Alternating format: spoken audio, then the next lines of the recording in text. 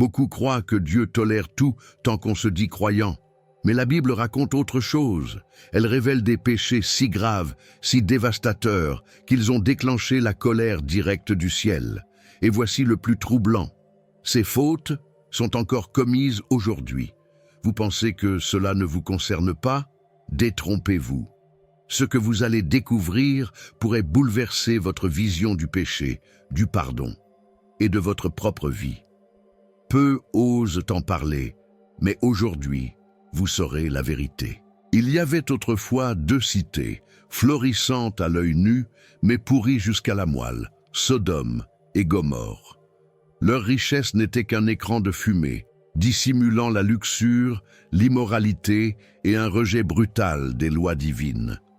Les habitants y vivaient dans un excès de péché si profond qu'ils avaient perdu toute conscience du bien. Ils ne faisaient plus la différence entre le sacré et le profane, ce qui déchaîna la colère de Dieu.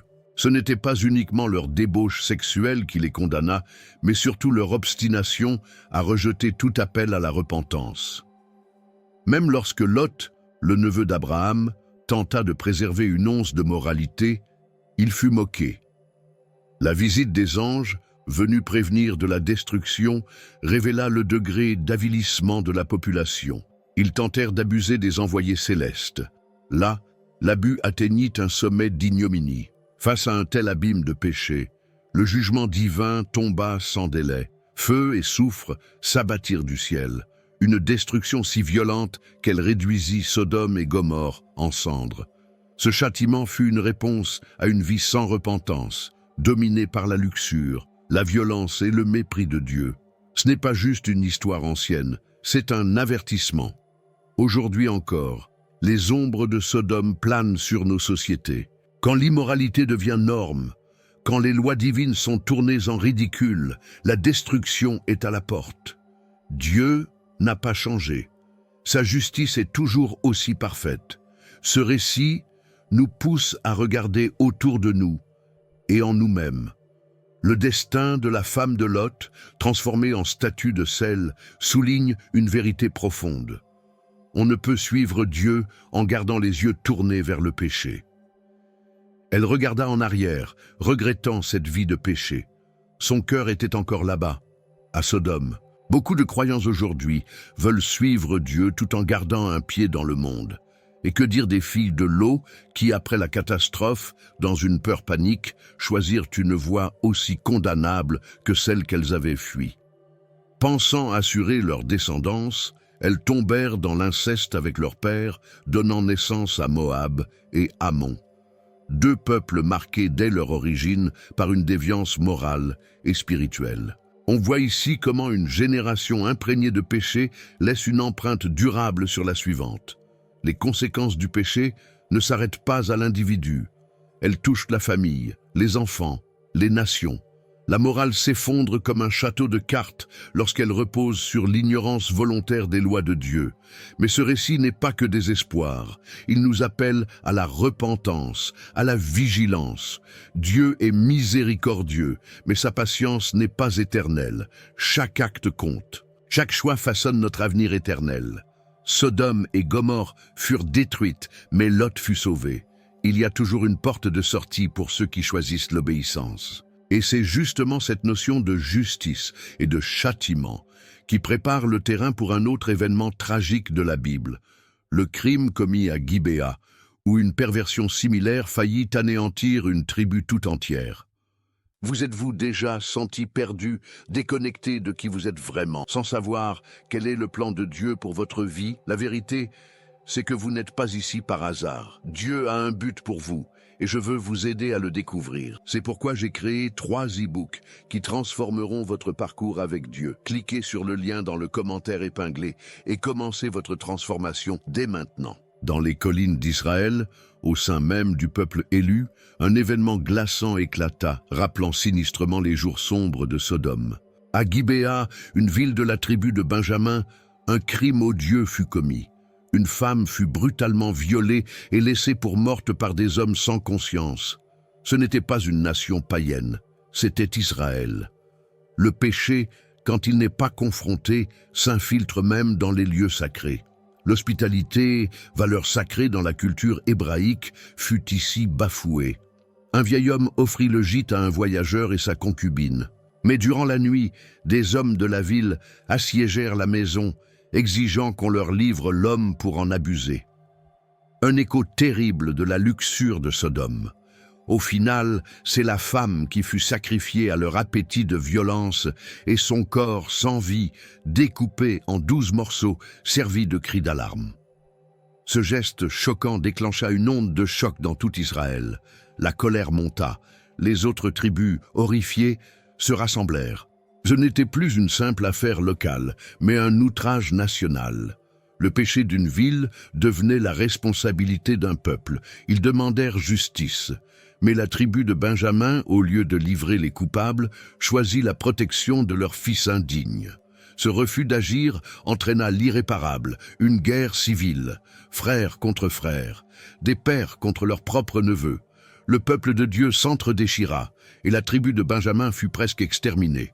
Ce que la luxure, l'abus et le péché avaient semé, la vengeance et le sang récoltèrent. Encore une fois, la désobéissance à la loi divine déclencha le chaos. Cette tragédie met en lumière un principe divin puissant. Tolérer le péché, c'est y participer. Benjamin aurait pu agir. Il aurait pu pleurer avec Israël, livrer les coupables, se repentir. Mais la loyauté aveugle détruisit toute possibilité de paix. L'impunité protège le crime et offense Dieu. Malheur à ceux qui appellent le mal bien, avertit Ésaïe. Et pourtant, même après tant de morts, une lueur de grâce subsista. Les tribus, voyant la destruction de Benjamin, pleurèrent. Dieu n'est pas un Dieu de guerre, mais de justice. La restauration fut permise. Un reste subsista. La punition fut dure, mais l'appel à la repentance resta ouvert. Ainsi agit le jugement divin, purifiant par le feu, mais offrant toujours la rédemption. Dans nos sociétés, combien de fois fermons-nous les yeux sur les abus? Combien de fois privilégions-nous la réputation, la tribu, l'institution, au détriment de la justice? L'histoire de Gibéa nous interpelle. Sommes-nous du côté de la vérité ou de la complicité silencieuse? La moralité ne se défend pas avec les mots, mais avec des actes.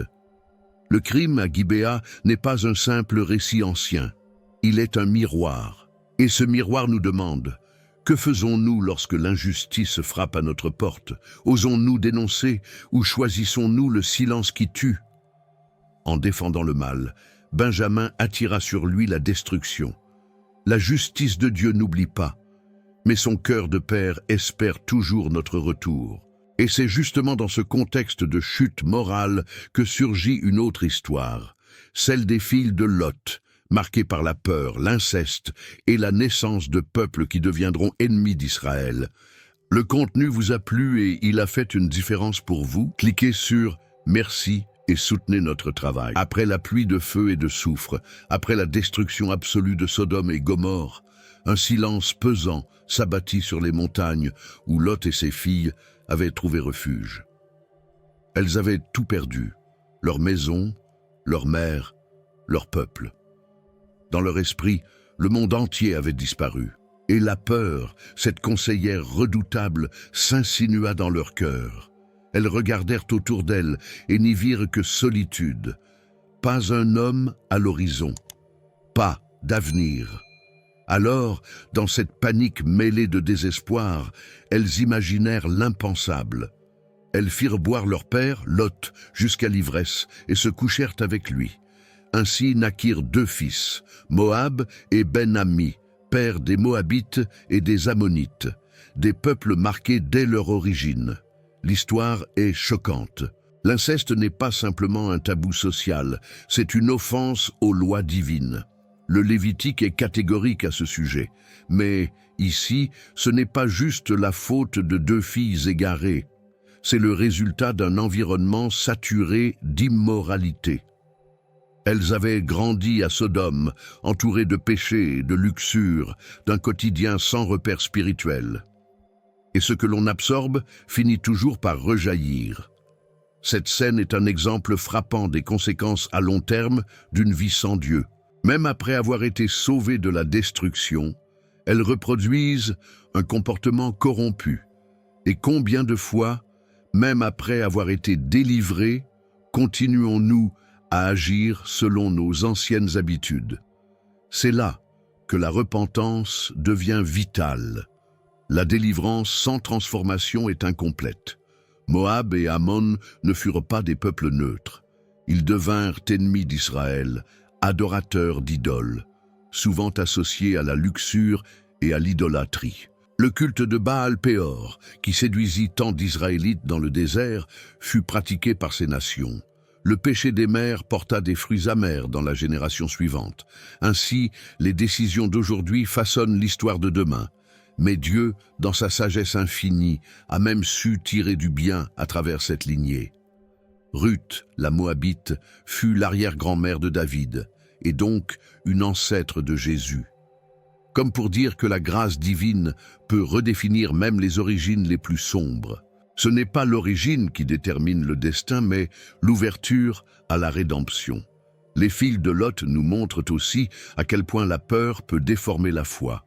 Elles ne prièrent pas, elles n'attendirent pas, elles agirent selon leur propre plan. Et c'est souvent notre erreur. Au lieu de remettre nos angoisses à Dieu, nous cherchons des solutions humaines. Et parfois, ces solutions nous entraînent dans des conséquences irréversibles. La Bible ne cache pas ces récits difficiles. Elle les expose pour que nous apprenions. Le péché n'est pas toujours brutal et visible. Il peut se cacher sous des intentions humaines, sous la peur, le doute, le désespoir. Il s'infiltre doucement, comme un poison lent. C'est pourquoi la parole nous appelle à la vigilance constante. Et alors que Moab et Ammon prenaient racine, une autre forme de corruption se préparait. Non plus dans une grotte, mais au cœur même du culte d'Israël, le sacerdoce. Deux fils de prêtres, Ophni et Phiné, allaient commettre des abus impensables dans le tabernacle même du Seigneur. Imaginez, le tabernacle, lieu saint où Dieu rencontrait son peuple, transformé en théâtre d'abus et de corruption. Ophni et Phiné, fils du grand prêtre Élie, étaient chargés du service sacré. Mais au lieu d'honorer leur appel, ils se livrèrent à la luxure, au mépris des lois divines et au détournement de l'offrande. Le péché, quand il prend racine dans la maison de Dieu, devient un scandale brûlant. Les Écritures ne mâchent pas leurs mots. En 1 Samuel 2, on lit que ces hommes ne connaissaient point l'Éternel. Malgré leur position spirituelle, leur cœur était loin de Dieu.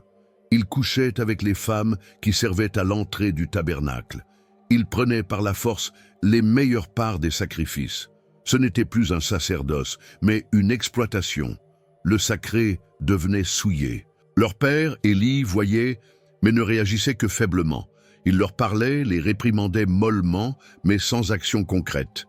Et c'est là une leçon capitale. La tolérance passive du péché, surtout chez les leaders spirituels, attire un jugement sévère. Le silence face à la corruption est une forme de complicité. Dieu, qui est juste, ne peut rester indifférent. C'est alors que Dieu envoya un homme de Dieu pour avertir Élie. « Je retrancherai ta maison. » Le jugement allait tomber. Et quand il vint, il fut net. En un seul jour, Ophni et Phiné moururent sur le champ de bataille, emportant avec eux l'arche de l'Alliance. C'était plus qu'une défaite militaire, c'était le symbole d'une nation en crise spirituelle. Ce récit résonne puissamment aujourd'hui. Trop souvent, des scandales éclatent dans les milieux religieux. Abus de pouvoir, immoralité sexuelle, détournement de fonds. Le cœur de l'homme reste le même. Mais Dieu ne change pas non plus. Il juge la corruption dans le sacré avec une rigueur implacable.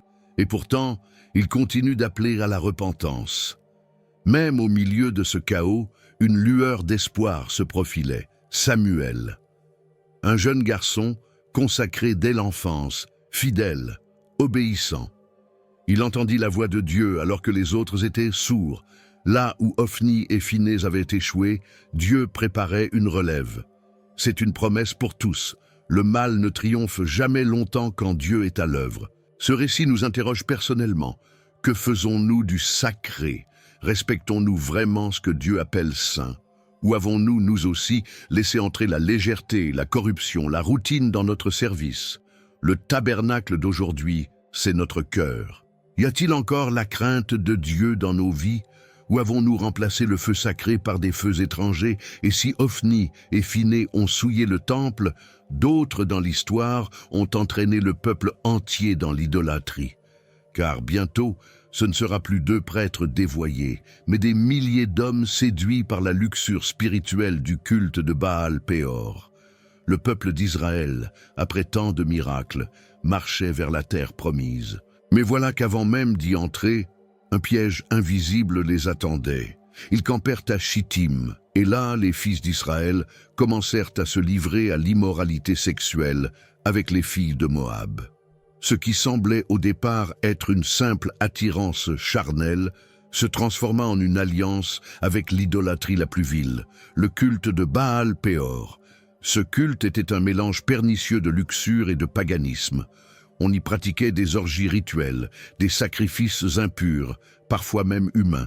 Et les Israélites y participèrent sans honte. Ce n'était pas un écart isolé, c'était une rébellion massive contre les lois divines. Le péché de luxure ouvrit la porte à une profonde idolâtrie. Et ce que Dieu ne peut tolérer, c'est qu'on adore une autre divinité que lui. La colère de l'Éternel s'enflamma. Une plaie éclata dans le camp, fauchant des milliers de vies. Le chiffre est saisissant, 24 000 morts. Pourquoi? Parce que le peuple qui devait refléter la sainteté de Dieu avait choisi la voie de la débauche. Encore une fois, la luxure précéda la destruction. Et dans ce cas, la punition fut rapide, publique et implacable. Mais un homme se leva, Phiné, petit-fils du grand prêtre Aaron. Voyant un Israélite amener sans honte une femme madianite en plein camp, il prit une lance et les transperça tous les deux. Ce geste, aussi brutal soit-il, apaisa la colère divine. Par cet acte, Phiné rappela à tout Israël que la moralité ne se négocie pas. La fidélité à Dieu vaut plus que la tolérance envers le péché. La leçon ici est puissante. Ce que tu tolères dans le secret peut détruire une génération entière. Le péché collectif commence souvent par des décisions personnelles négligées. Baal-Péor, ce n'est pas juste un faux dieu d'autrefois. C'est tout ce qui, aujourd'hui, cherche à séduire le croyant pour l'éloigner de la sainteté. Sexualité débridée, culture de l'instant, compromis spirituel. Le récit montre aussi que parfois, le jugement de Dieu s'accompagne d'une plaie. Pas toujours physique. Parfois, c'est une sécheresse spirituelle, une perte de sens, une angoisse intérieure. Le cœur devient tiède, la foi s'éteint. On ne ressent plus la présence de Dieu. Et pourtant, tout a commencé par une séduction anodine. Le mal ne se présente jamais comme un monstre, mais comme un plaisir. Mais Dieu, dans sa grâce, ouvrit à nouveau une porte. Il honora Phiné et lui fit une promesse d'alliance perpétuelle pour son zèle. Cela montre que l'engagement fervent envers la justice de Dieu n'est jamais oublié. Quand tu te tiens pour la vérité, même seul, le ciel te remarque. Tu n'es jamais invisible aux yeux de Dieu. Et pourtant, les blessures de Baal-Péor ne s'arrêtèrent pas là. Des générations plus tard, les Moabites, issus de l'inceste des filles de Lot, continueraient de corrompre Israël. Comme un poison lent, le péché non traité finit par infecter toute la nation. Et dans la maison royale elle-même, une tragédie familiale éclatera. Amnon et Tamar, le roi David, celui qui avait terrassé Goliath et apporté la paix à Israël, n'avait pourtant pas réussi à maintenir cette paix dans sa propre maison. Au cœur du palais royal, un acte abominable fut commis. Amnon, son fils aîné, animé par un désir brûlant, se laissa consumer par la luxure envers sa demi-sœur Tamar. Ce désir malsain, nourri par l'oisiveté et le caprice, allait semer la ruine. Amnon simula une maladie et demanda à voir Tamar. Il usa de sa position pour la faire venir dans ses appartements. Là, loin des regards, il passa à l'acte. Il la viola. Et aussitôt après, son désir se mua en dégoût. Il la repoussa. Tamar, brisée, cria à l'injustice. Elle ne demandait pas réparation, elle voulait juste dignité. Mais la honte fut son seul lot. Et le silence du roi, un silence assourdissant, aggrava encore la douleur. Le viol de Tamar n'est pas qu'un fait tragique. Il est le reflet d'un déséquilibre profond, un abus de pouvoir, une absence de contrôle et une carence de justice. David, pourtant roi et père, resta passif. Il fut en colère, oui, mais n'agit pas. Ce manque de réaction fut une trahison silencieuse envers sa fille et ouvrit la voie à une spirale de vengeance, car un autre frère, Absalom, n'oublia pas. Il attendit, il observa, et 2 ans plus tard, il frappa. Il invita Amnon à un banquet, et là, il ordonna qu'on le tue. Une vengeance froide, planifiée, sanglante. Ce n'était plus une famille, c'était une guerre de sang. Ce drame familial déclencha une série de conflits qui culmineraient plus tard en guerre civile. Ce récit met en lumière plusieurs plaies profondes. Le viol, l'abus, le silence des autorités, la vengeance, la perte de moralité. Il nous montre que même dans les familles les plus saintes en apparence, le péché non confronté peut exploser comme une bombe à retardement, et que l'impunité crée des monstres. Dans notre société, ce récit trouve des échos troublants. Combien de Tamar modernes vivent en silence? Combien de Amnon échappent à la justice à cause du statut, du pouvoir ou du nom de famille? Et combien de pères spirituels ou biologiques, comme David, détournent les yeux? Le message est clair. La justice divine ne tolère pas l'abus, même au sein des familles royales. Mais il y a aussi ici un appel. Tamar, bien qu'abattue, ne perdit pas sa dignité. Elle porta son deuil publiquement. Elle devint le symbole de la femme blessée, mais courageuse. Son histoire parle à toutes celles et ceux qui ont subi des abus. Dieu voit, Dieu n'oublie pas. Le jugement peut tarder aux yeux des hommes, mais il viendra. Et alors que les plaies de ce drame restaient ouvertes, un autre épisode de trahison allait bouleverser David lui-même. Cette fois, ce ne serait pas un fils, mais le roi lui-même qui céderait à la tentation. David et Bath-sheba, une histoire d'adultère, de trahison et d'assassinat. Au sommet de sa gloire, David, roi d'Israël, héros de guerre et poète inspiré, fit ce qu'aucun ennemi n'avait réussi à provoquer. Il se perdit lui-même. Ce ne fut pas sur un champ de bataille, mais dans le silence d'un palais, qu'il succomba. Une nuit, depuis les hauteurs de Jérusalem, son regard se posa sur Bath-sheba, une femme mariée, belle, intouchable. Pourtant, ce roi, selon le cœur de Dieu, n'écouta ni sa conscience, ni la loi divine. La luxure prit le trône de son cœur. L'acte fut rapide, il la fit venir, il coucha avec elle. Puis pensant que tout resterait dans l'ombre, il la renvoya. Mais la lumière divine perce toujours les ténèbres humaines. Bath-sheba tomba enceinte. Pour dissimuler son adultère, David fit revenir Uri, le mari, du front.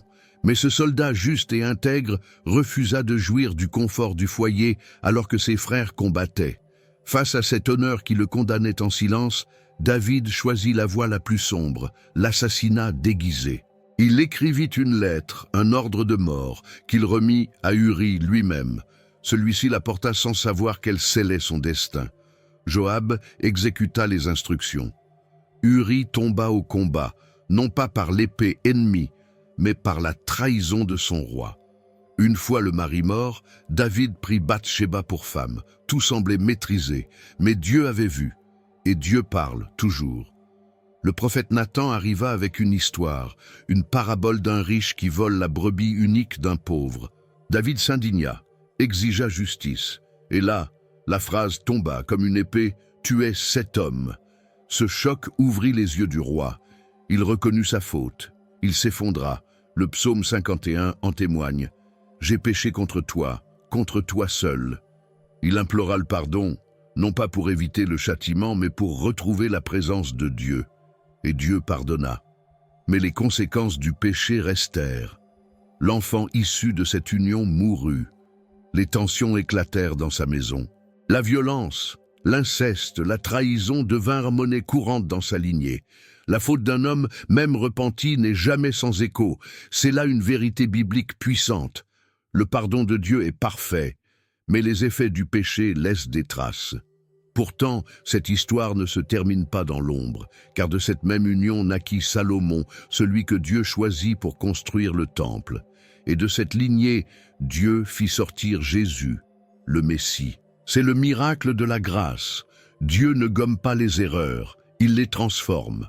Ce que l'homme souille, Dieu peut en faire un instrument de salut. Le récit de David et Bath-sheba est une mise en garde pour tous, mais aussi un phare d'espérance.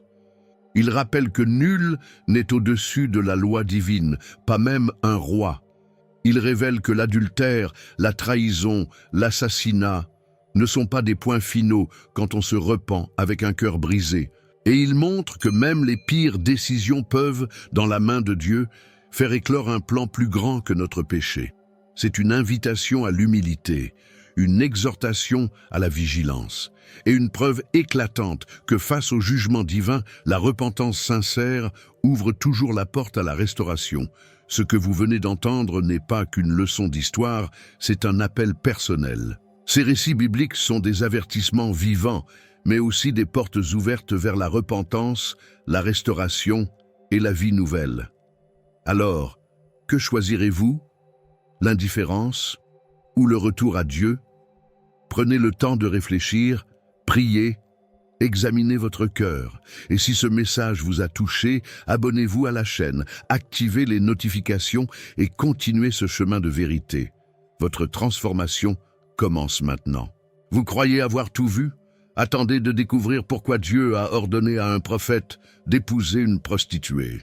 Ce n'est pas juste une histoire choquante, c'est votre histoire, à travers les yeux d'Osée.